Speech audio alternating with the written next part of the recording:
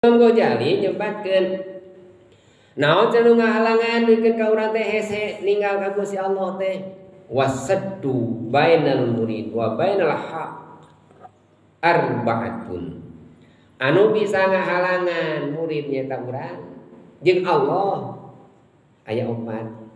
Hiji almal harta, dua aljah kekawasaan non disebut popularitas jah teh kawibawaan popularitas.